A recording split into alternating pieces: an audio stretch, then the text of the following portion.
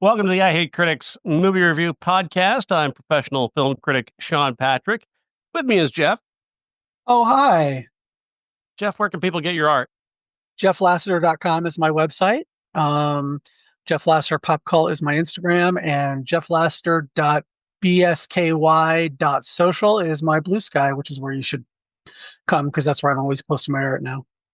Have you created any new cursed images? Today was my sister's birthday, so I put her on top of Kristen Stewart's face and put her with what's his face, Robert Pattinson from Twilight, because she used to be such a huge Twilight fan. Yeah. So, did you do something with the Golden Girls recently? not recently. Not recently. I thought I saw you post something about the Golden Girls. I may have retweeted something. There's a guy that I am friends with who goes by Golden Girls posters on Instagram, and he does a lot of takes movie posters and plugs in the Golden Girls to it. So, yeah, there was something cursed about. I love Golden Girls, but damn, there are many reasons to follow Jeff on social media. That's just one of them. Yes, that's just one of them. Just one of them. Let's see. In terms of news, there really isn't much. The Brutalist is now available to stream on streaming rental. If people haven't seen that yet, of course, the Academy Awards are coming up. It seems like the Emilia Perez stuff has died down after a massive furor, and we'll probably won't hear about it again until Oscar night when it wins awards that it probably shouldn't, and then we'll get another full news cycle of people complaining about Emilia Perez. As they should. As they probably should. Yeah, more than likely. But I'm happy to see, it's interesting. Like, The Brutalist is one you really do want to see on a big screen. But at the same time, with a 3.5-hour movie, I'm wondering if more people might be willing to check it out from their couch because they know, if I get tired, I can just turn it off and come back to it. Yeah. That's a good way to watch it. It's a good movie. It was very long. Yeah, I've been trying to convince people to watch it, but when they hear that, you can't not mention that it's 3.5 hours long. It feels like false advertising for a critic to go, "This movie's amazing, you should watch it," and not mention that it's 3.5 hours long. Yeah, agreed. I do really, really, really like it, though. I thought it was a fantastic movie, and I do think it should win probably on Oscar night. I mean, I think The Substance should win because that's the best movie, but it's not going to. Of the movies that are likely to win, between this and Emilia Perez, I would say, it's definitely The Brutalist. Take that one to the bank, for sure. I don't think in 20 years we'll be complaining if The Brutalist wins Best Picture. It's definitely not Crash. Yeah, exactly. Unlike Emilia Perez, which is like Crash crossed with Green Book. Ooh, yeah.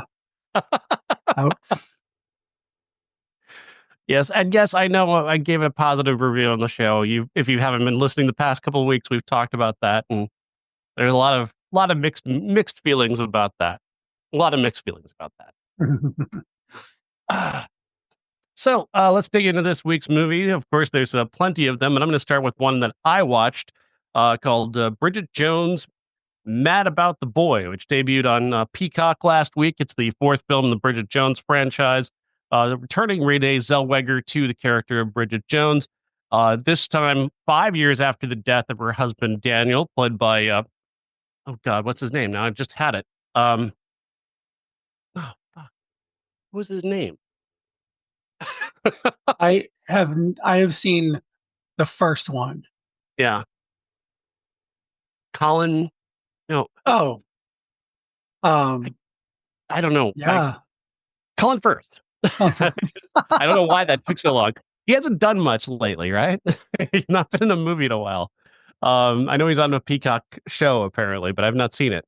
Um, he's passed away about 5 years ago in a tragic accident, and she's been raising their two kids together after the last film, which was Bridget Jones Has a Baby back in 2016. And so she's, raising two kids and trying to overcome her loss and depression over the death of her husband. Uh, Hugh Grant is still around as Daniel Cleaver, but they're just friends. But they do spend time together, which is fun. And she's got two new love interests that are introduced: a guy named Rockster and a science teacher at her kid's school, played by Chiwetel Ejiofor.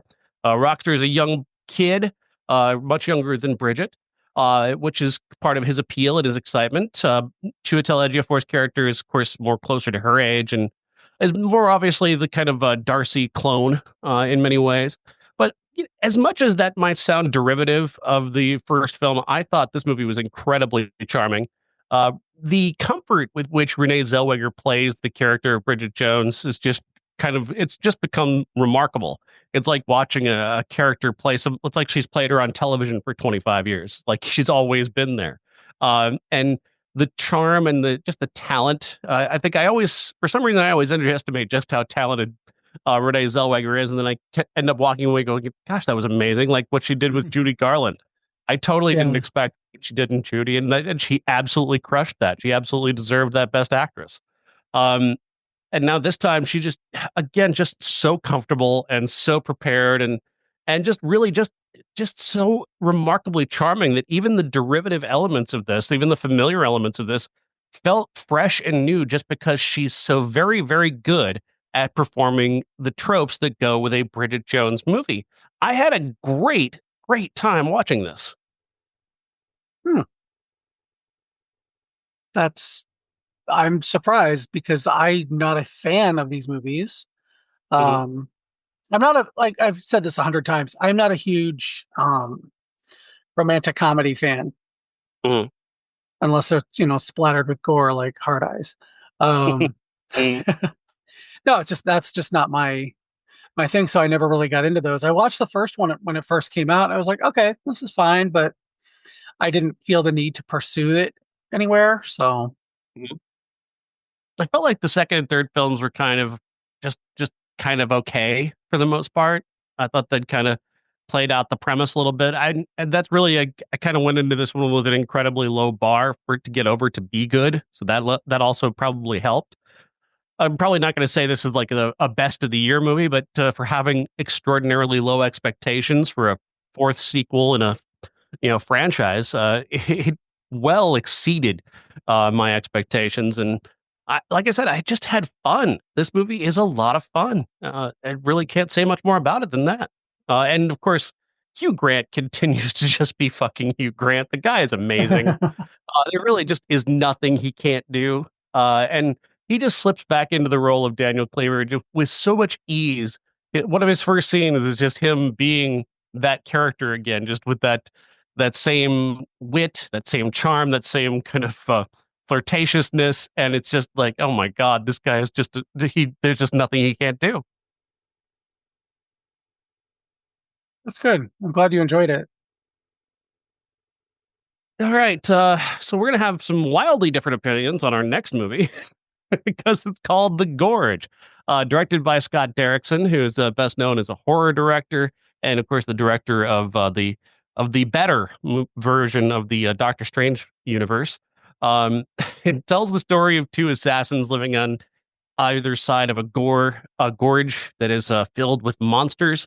Anya Taylor-Joy is Russian, Miles Teller is the American, and they begin to find ways to converse with each other across this massive gorge. This is a sci-fi monster movie that also has kind of a romantic element going on between Anya Taylor-Joy and Miles Teller, and I really loved their chemistry. I thought they were terrific together. I really enjoyed their flirtatiousness, even when it was just them like passing notes back and forth using their binoculars. And then once they got together, it kind of turned up the heat a little bit. And I was really surprised by how well the romantic element of this worked. And then we get into the monster movie stuff, and it's familiar, but Scott Derrickson, I think, is an incredibly talented director who really made the monster elements of this work for me. I thought this movie was rather incredible. I tried to watch this twice this weekend. Have been under the weather, so maybe that has something to do with it. I didn't even make it to the monster part of it before I fell asleep both times. Um, I tried again last night to put it on, and I had today off, so I was like, you know what, I'm going to stay up and watch this. And I started as soon as like Miles Teller was talking to Sigourney Weaver. I'm like, oh shit! I said, you know what, I'm going to have to watch this some other time. I could not stay awake for it. I'm sure it probably if I watch it, first thing in the morning someday, I might enjoy it. I hate to say I just fell asleep two and a half times. So Hmm. Yeah, and like I said, I thought the action was exciting. The monster stuff was pretty terrific. Once they go into the gorge, and they do end up going into the gorge, as you would expect, they start unfolding a conspiracy plot that makes good sense. It does, it's not deep or anything, but it's solid. And Scott Derrickson, for me, is just he's grown leaps and bounds as a director. I really had kind of a low expectation for him as a director. I think what was it he did? He did the Ethan Hawke ones, right? I think he started off with the Insidious franchise, mhm. and he just it's just solid. And then they put him on Doctor Strange, and he really knocked that out of the park. And now I think he's one of the best. He's one of the best blockbuster directors working today, as far as I'm concerned. And it was really a bummer, actually, to see this one go to Apple TV, because Apple TV is horrible at actually telling people they have movies.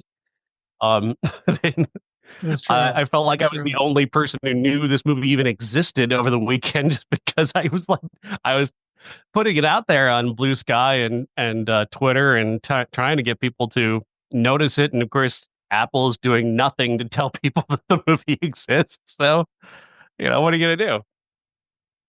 If it was not for seeing it on Blue Sky by a couple people posting about it and you mentioning it last week, I would have never known. Had no idea. Right? Exactly. Like it's so fucking ridiculous how terrible they are at promoting their movies. It has to be some sort. We talked about it before, but there has to be some sort of conspiracy going on. There has to be some sort of scam to them purchasing movies and not promoting the fact that they have them. Yeah, I don't know Like what their problem is. it's got to be a write down or something on the taxes or something. I'm dead serious, because like I'm sure this movie, looking at it had to be pretty expensive. Like they had to have spent good money to make this, because it is not a cheap looking movie. The monsters are not cheap.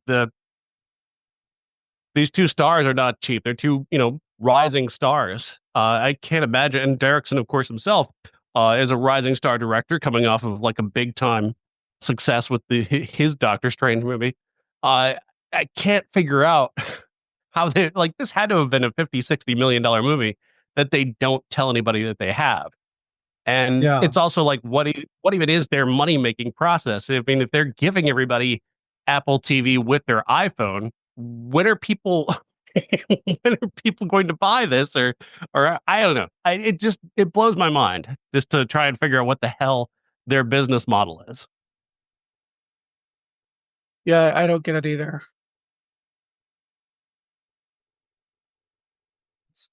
All Yeah, right then. it's one of the reasons I don't have Apple TV because it's like I can, figure out other ways to watch something if I really, really need to. So, Yeah, I mean, I hopefully, if you're feeling better, you should watch this one. I actually think this is an early, like, best of the year level good movie. That's how much I enjoyed this movie.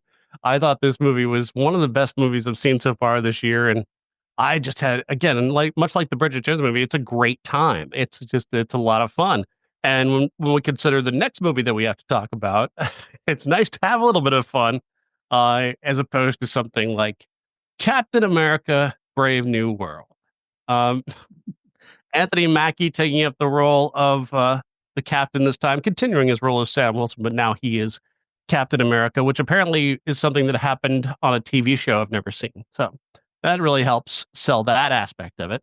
Uh, he's, so Captain America, Sam Wilson, he's helping America somehow. I guess I don't know if he's still being funded by what Tony Stark put together for the Avengers. He appears to be working independently, but also then gets roped into working for the government. He and his partner, who's going to be the new Falcon, take on a thing where they're going to go help the government retrieve some sort of element that has been stolen and return that to America on behalf of the new president, played by Harrison Ford. Of course, taking up the role of Thunderbolt Ross, that was played by, I believe, was it Sam Elliott? William Hurt. Played it? No, it was William Hurt. William Hurt. Yeah, Sam Elliott played it for Ang Lee years ago. William Hurt turning over to Harrison Ford, who Well, he didn't quite turn it over. He died. and the role turned over to him. Okay, Okay. fair enough. So yeah, Harrison Ford is the president now. He's trying to get it. He's trying to get the Avengers back together. Perhaps he approaches Sam about that idea, but of course, there's other things going on in the background. Is Thunderbolt Ross, really reformed? Is he really trying to reform the Avengers, or is he trying to take control of them? Meanwhile, you've got another big bad operating somewhere in the background that may or may not be manipulating the new president. And there's a conspiracy plot going on, of course, and it's all quite tired and not particularly well put together. Anthony Mackie is doing his best to try and make this work, but so much of his backstory happened on a TV show that I'm sure many people are very happy to have seen. I've never seen it. I would have liked to have had a little bit more depth in that way, but I don't have time to do. I mean, if the movie can't stand on its own, then just make this a TV show. That's my opinion. I don't think anybody should have to do extra homework just so they can enjoy a movie. And you can say what you want about that, but I don't have extra time for that kind of homework. This should have been a TV show, frankly speaking. I think this would have been better off as a half-hour show that plays out over 5 episodes. I think it would have worked much better that way. Cut this thing up into 28-minute chunks, and it probably plays a little bit better. As it is, it feels like just about every other superhero movie we've seen in the last couple of years. The superhero fatigue has just hit a space where it's just so played out. I'm finding it impossible now to be excited about any of these movies. I did go back and rewatch Captain America and the Winter Soldier just to refresh my memory. There is really nothing in that series that affects this movie for me. The main crux of that story was that Sam has turned down the mantle of Captain America, and it's taken up by Kurt Russell and Goldie Hawn's ugly son. Sorry, did I say that out loud? The swimming pool guy? Yeah, the guy from Night Swim. And I think that Thunderbolts is going to be more where you're going to want to watch that, so you see who he is. He goes from Captain America to U.S. agent, and that's Julia Louis-Dreyfus is in it, has a little bit bigger part than she did in Black Widow. So that might be if you do want to watch that series, that's a good lead up to Thunderbolts. But there's literally nothing in there that you would feel like you missed anything, as far as I'm concerned. Cool. Because at the end of Endgame, he gets the shield. Throughout the Falcon and the Winter Soldier, he turns down the shield, and he's like, I can't do it. And then he helps his sister, and then he rescues the world from these terrorists, and then he decides in the last episode to take up the shield, and here he has the shield. So it's like it doesn't make any difference. As far as some people are like, oh, you have to do this and this. I'm like, I could have seen Endgame, and this could have been the next thing, and I would have been like, oh, cool, he's Captain America. I really like Anthony Mackie as Captain America. Um, he always seems like he's like working out the problems that he needs to. He doesn't seem like he because he doesn't have the super soldier strength or anything. He has to work it out as a human being, and yes, he has a shield, and yes, he has his Falcon wings, but he's also coming at it as as a problem solver, and I enjoy that about the character. Um, I I really do like the new Falcon, um, and it's taken me a minute to get the name of the guy who plays him now. Joaquin. No, that's the Danny Ramirez plays Joaquin Torres. Um, I I don't mind the recast of Harrison Ford as Thunderbolt Ross. It was necessary, obviously, because William Hurt is dead, but he doesn't. He's in no way reminiscent of William Hurt to me. Hmm. Um, I a few things that I wish were kind of rearranged. Is I wish that he had been Red Hulk earlier in the movie, as opposed to just it was a big secret, because it's not a secret, because it's literally that's the whole advertising campaign. Uh, Yeah. Yeah, is you want to Red know the Hulk. end of the movie, just watch the trailer. Yeah.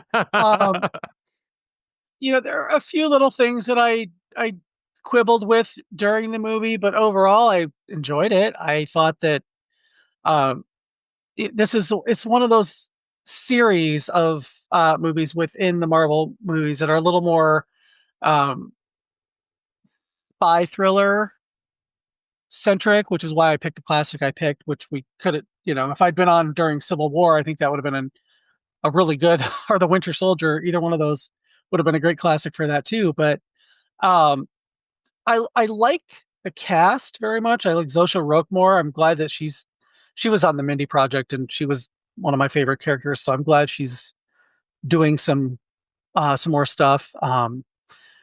Just Carl Lumbly, I think he was really good uh, throughout Was he most on the of the TV movie. show? What's that? Was he in the TV show? Well, the character was, um, but not Carl Lumbly. Um, Hmm.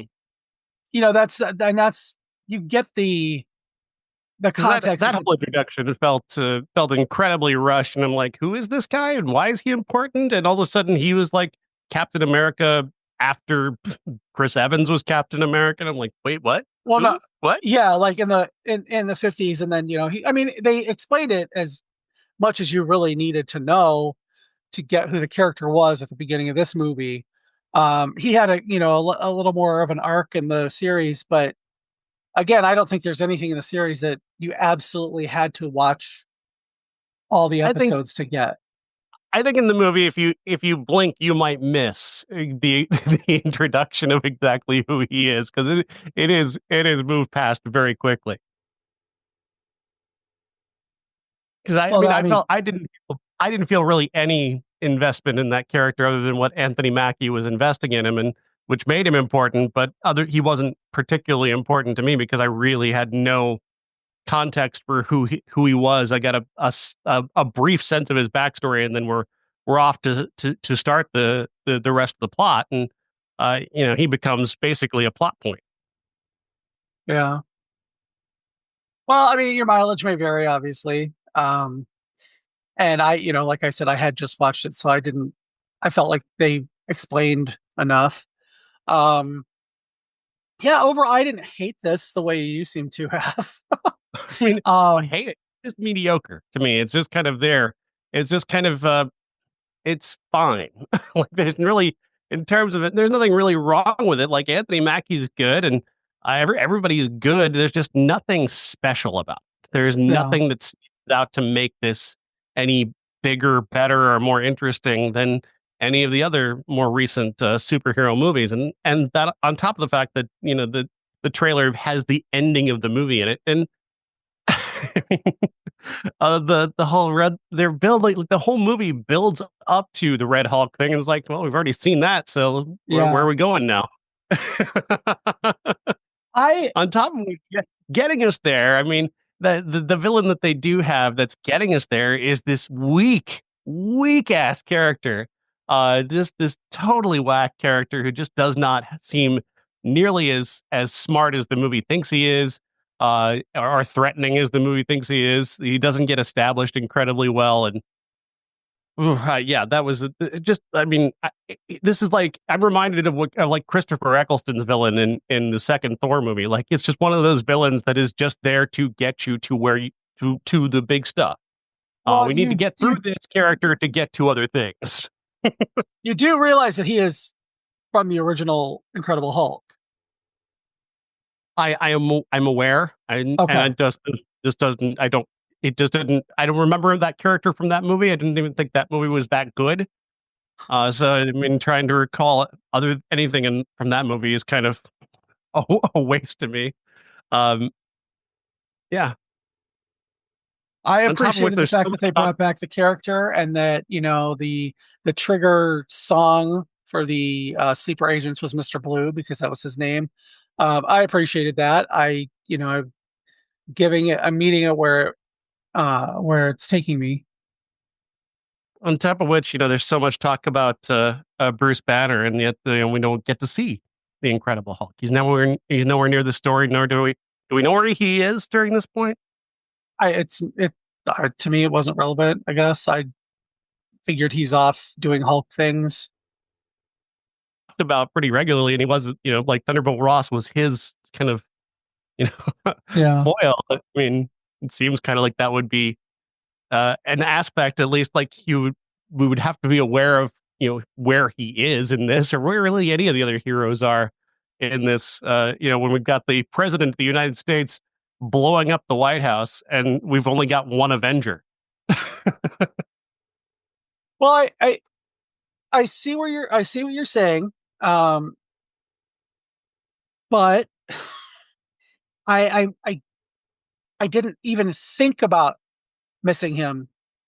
Where he was during this, because the last act is pretty much an hour story. Um, I don't. It doesn't. It's not like there was a lot of cutting back and forth for days or whatever. Um, I don't know. It sounds like you really, really, really want to find stuff that you hate about it. Um, which is fine. I mean, I'm, I'm not, I don't hate it. I just think it's mediocre. That's all. yeah, but it's not as serious for me, I guess, even though I really like the Marvel movies and whatever, that it's just a quick popcorn movie. It doesn't have to be high art. It's some of the Marvel movies I think strive for that. But I don't think this is one that has to really be anything more than a big fight scene at the end. Which we've already seen And, in the trailer. right. And that's yeah, and I hate that for the trailer.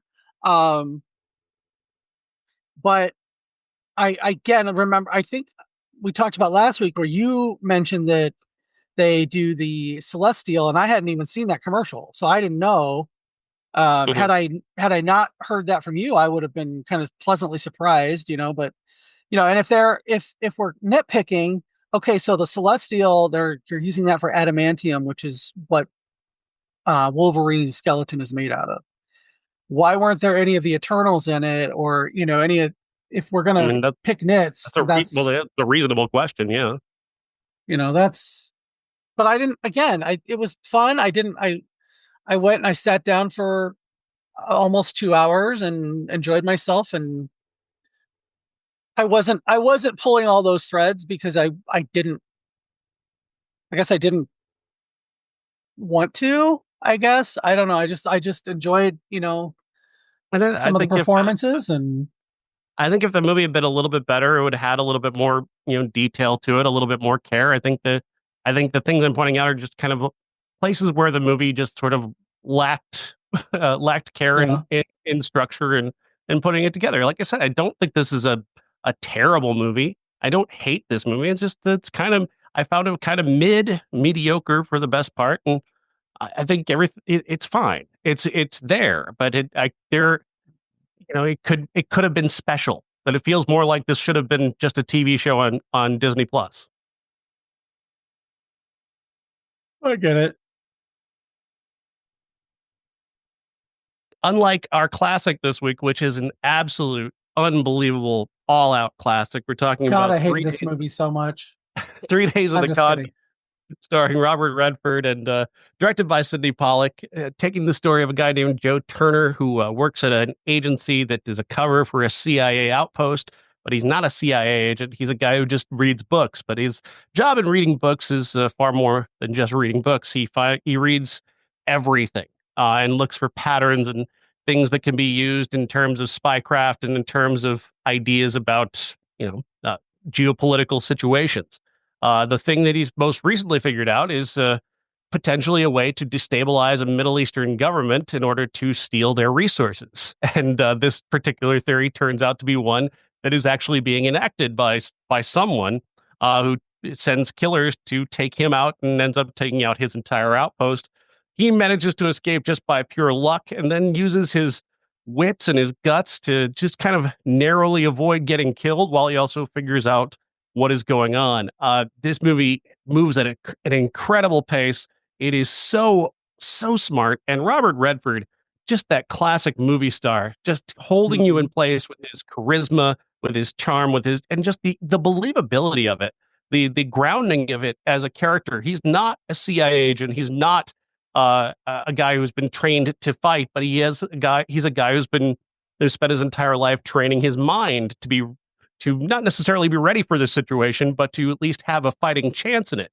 And that was really the most special part of this was just watching him act on his instinct, act on what he knows, just using some of the things that he's sort of picked up over the years as ways to find himself around this very dangerous and unique situation. The movie very smartly layers in dialogue to kind of give him and to define his character. You're like him just happening to know when the rain is going to start and when it's going to end. He just kind of not like he's predicting it, just like based off of his knowledge of the weather patterns. Like Yeah. he's a detail oriented guy, and they established that through some very quick, very smart dialogue.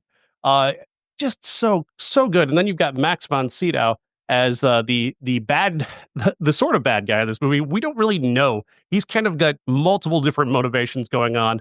But the scene at the end between him and Redford is one of the best acted scenes in any movie I've seen in the last few years. That's just that is just pure acting. Just two guys going back and forth together on the same level, really just just trading dialogue, but trading dialogue brilliantly. What did you think?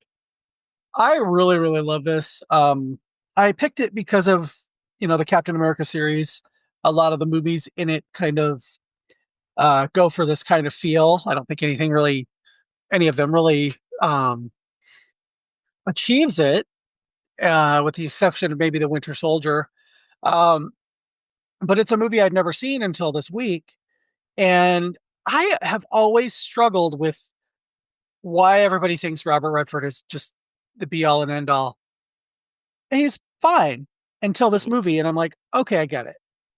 Um, I really get it because he seems like, he's the character. I think today, they remade it, he might be somewhere on the spectrum and that might be called out because he does pick up on these patterns and he literally just reads books and magazines. That's his whole job, to pick up on stuff and think of a little outside the box. And I feel like in today's world, that might be, kind of a spectrumy explanation for that.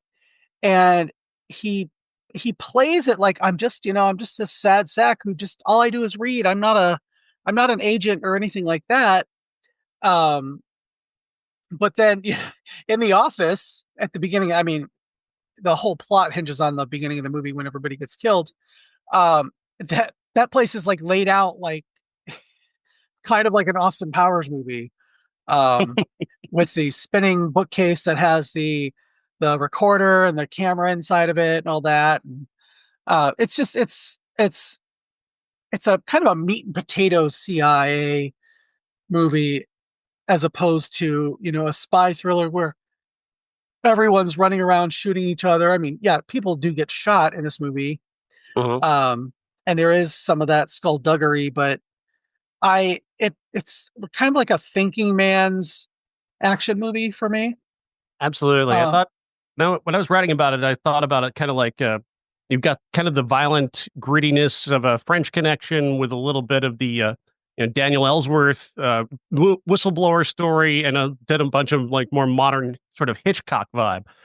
Hitchcock, in the terms of like a regular guy thrown into a conspiracy that's well beyond him, and that he, this certainly doesn't think he ever thought he would be part of. That's kind of that's a classic sort of Hitchcock trope, and Pollock just adding little touches to those to really elevate this and make it so much better using just really smart details. Like you mentioned with the headquarters, like that place is laid out so perfectly. They found the perfect location where the camera can find different little places to go, and you can kind of map it in your head, like where everything is, and kind of give yourself like there's a brilliant moment where people are being shot, where the bad guys are working their way through the building, and like there's one female character working upstairs. She doesn't know what's happening, and she's just kind of going about her time as these killers have just walked past her door. I thought that was great. Just a great piece of staging and suspense, and they do that a couple of times in this movie. yeah, my only quibble is the Faye Dunaway character, Kathy. Um, I felt like she kind of flipped too quickly to the point where I was waiting for her to be some sort of plant, because suddenly they have sex and she's all on his side and we forget about Delaware or Vermont. It's just kind of like, oh, okay, well, he apparently has a magic CIA dick because suddenly she's, all on board and she's going to help him. And Yeah, I thought that I, was. I'm completely with you on that. It is the one flaw the film is trying to is the kind of rushing through her decision to take his side. I think they probably could have made at least a little bit of an adjustment. Maybe have them be exes or something, where she yeah, would be suspicious of him, but also more willing to believe him. Maybe give them some kind of more of a connection that would make that a little bit more believable, but they also wanted to establish that he was just acting, on the immediate instinct. And this, it's one of the things that I think Vax von Sydow points out, asking him, "Well, who was the girl?" And he goes, "It was nobody. She was just random." And yeah. it was part of the fact that his inexperience as a spy, or in this sort of spy situation, was actually helping him a little bit, because Max von Sydow couldn't predict everything that he was going to do because he wasn't doing everything that a A typical spy would do. agent Yeah. would do. Which is again another wonderfully clever touch. I don't think either of us are saying that that's a fatal flaw, but it is something that I think we both picked up on, where she flips just a little too quickly, maybe. It could have easily been May Barber, his the wife of the friend who gets shot in the alley. It could have easily just, been her where he enlists her help. But, Hmm. because they have to have this romance in it, like all movies in the 70s, yeah, apparently did. Let's have a sex scene. Okay, well, how do we shoehorn that in? And that seems to be where Kathy comes in. Um, I do like I think, I do like seeing Faye Dunaway in this role. It seems like a very different role than what we know of Faye Dunaway. It's much more muted. It's much more what is the word? She's not as much of an angry, like, forward character. She's very much of a supporting character. she's not sitting in the back chewing on the scenery while he's on the phone or anything like Right. she tends to do. Um, this coming for Max von Sydow shortly after The Exorcist, I think shows him, he had the gravitas in that movie of, an ancient priest, and here he's a younger man, but he still has that that gravitas of, Absolutely of a incredible. Yeah. Marin. He's so good in this. He's so good in this. He's menacing and kind of a brilliant, terrifying way. And then the ending arrives, and you're just kind of shocked by Yeah. by him, and the almost casual manner he's able to do his job is really really impressive. Another thing that struck me about this movie was, of course, that the thing that Paul, or the thing the main character is figuring out early on, is this idea about destabilizing a Middle Eastern country so you can steal their oil. And it's like, wait a minute. We did we that. did we actually did that. Hold on a second. And yeah, the script by Daniel Raphael and Lorenzo Semple Jr. Was actually pulling from real life. Like they weren't psychics. They they just simply were paying attention. If you're paying attention, you know that as about this time, about the mid 70s, this was made in 75, so the 50th anniversary of this film this year. Um, People like Donald Rumsfeld and Dick Cheney were already laying the groundwork for invading the Middle East for resources. This Yeah. has been a conservative talking point for more than 50 years. This movie came before the what happened with the Shah of Iran, which we've since learned was part of a CIA plot to destabilize Iran. This came before Saddam Hussein, before the first and second Gulf Wars, which were also again led leading in this fashion to try and destabilize these Middle Eastern countries to take their resources. Uh, and it makes this movie just so much more like eerie in a Yeah. way, See how because well like that worked out for us in Iran it's so well. and We Iraq did a favor. and Uh, Afghanistan. um, yeah, it's incredibly smart. It's just such an incredibly smart film made by incredibly smart people who all that they were really if you're paying attention, you can see these things, you can see these patterns, and it that what the character Robert Redford's character, what he does, I'm sure, is something that's still done today by the CIA and by other intelligence agencies, because being aware of such patterns and coming up with these kinds of ideas is necessary and is effective, and certainly certainly proves to be true in this way. Yeah, I mean, with the destabilization of our own country that's going on right now, um, you got to wonder if somebody somewhere in Canada is reading, thinking, "Wait a minute, I think I saw this movie." Our big problem was we know both Trump and Elon are Russian agents, and we still elected them. That's the thing. Is like, Well, I just like he just tells it like it is.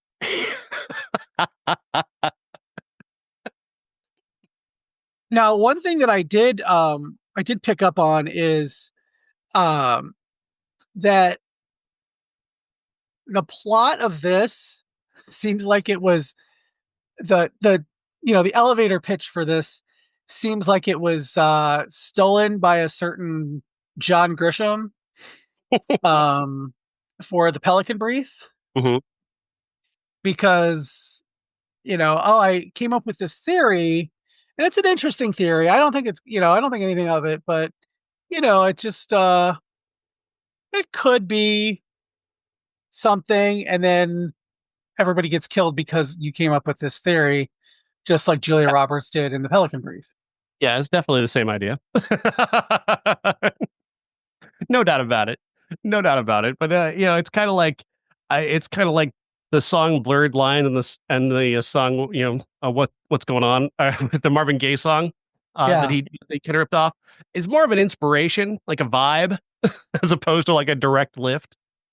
Okay. I think it's exactly, um, but I think that the Pelican Brief, it has some um some parallels, and it is the seed of the idea. I do think it's funny that in the book, The character that was played by Stanley Tucci actually takes he watched this movie, watched 3 Days of the Condor like 4 times until he figured out what was going on because he didn't speak English, and it was one of his inspirations for wanting to do what he did. Yeah. So I think John Grisham might have been telling on himself a little bit there. This is one of those great moments on the show where you get to watch something. Well, like this happened to me with Clute, which became one of Yeah. my all-time favorite films. Like that movie was incredible to see for the first time. Amadeus is obviously the best example of this. Again, I was looking at that movie going, "Oh, it's gonna be homework. Oh, I don't want to sit through this." And then I watch it, and like now it's the only movie. Like that's it's my the for me. I think that may be the best picture winner of all time. Amadeus, like it just a complete flip, and like just changing the way I think about movies. For fuck's sake, is how good that is. And this movie is right up there with that. Seeing this and experiencing this movie, it feels like a complete revelation for me. Yeah, I'm really glad that I added this to my Fandango at home. I bought it for $1 at a garage sale. I'm like, oh, I'm gonna go ahead and add that um to my Fandango for another $1. And I'm really glad I did. I will probably watch this again. I absolutely will want to come back to this for sure. I think this is maybe my favorite spy movie.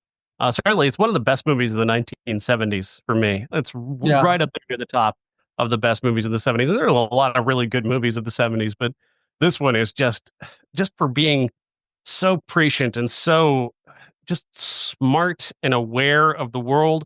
Um, I wish people had been paying closer attention to this movie at the time, and I do wonder.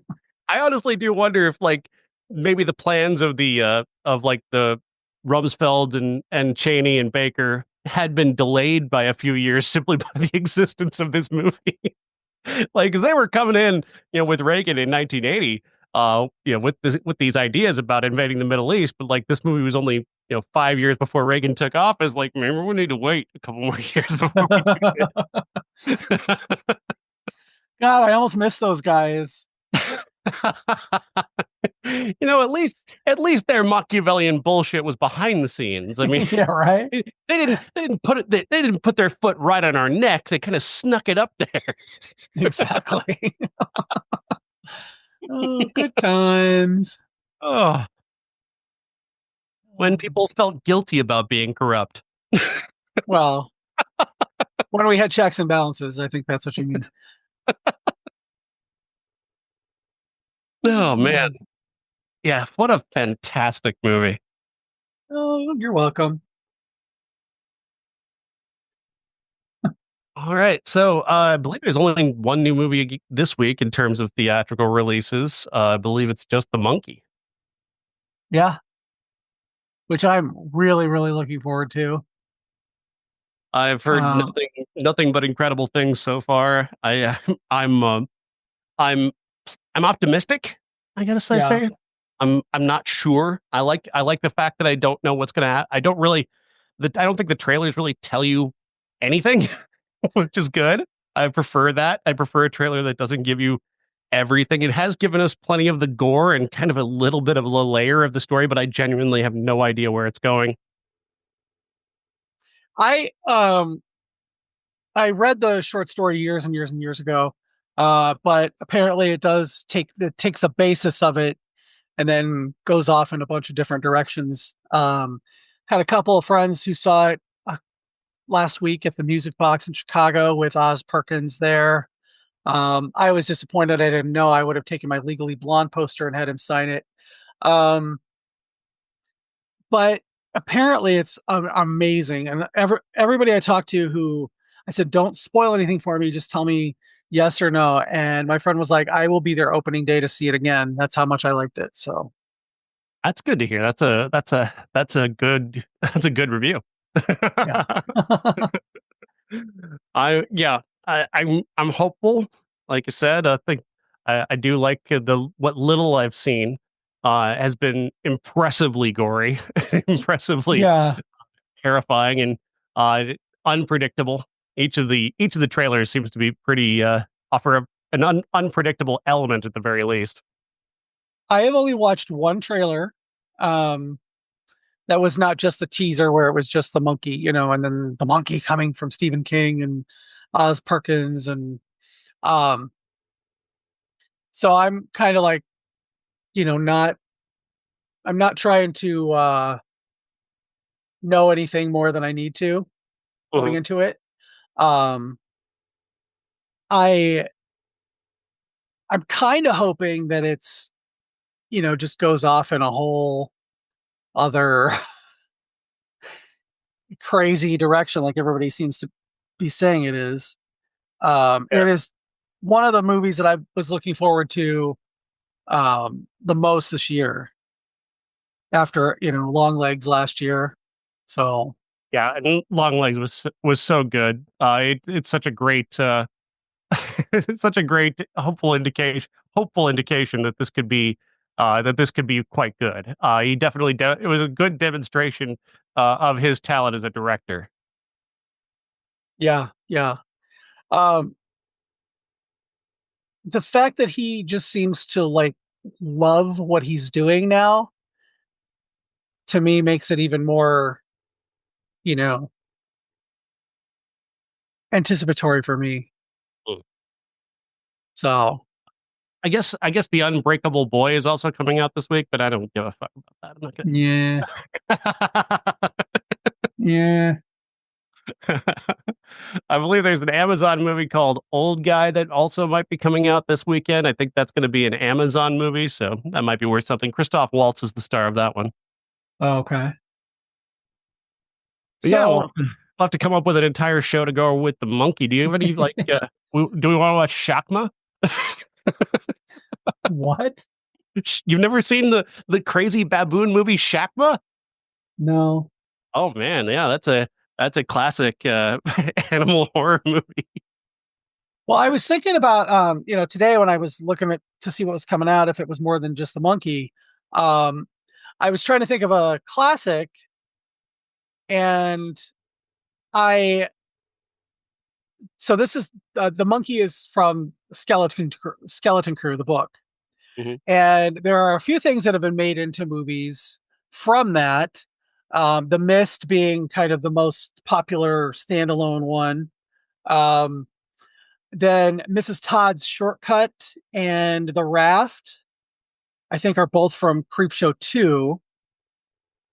So I don't know if you have any interest in a Stephen King classic or not. Otherwise, I can come up with something else. But Hey, you can send over a few ideas and we'll kick those around and determine. We've done the Mist on the show a couple times with people oh, trying to okay, convince me that it's better than it is, and it's fine. Whatever, it's cool. Um,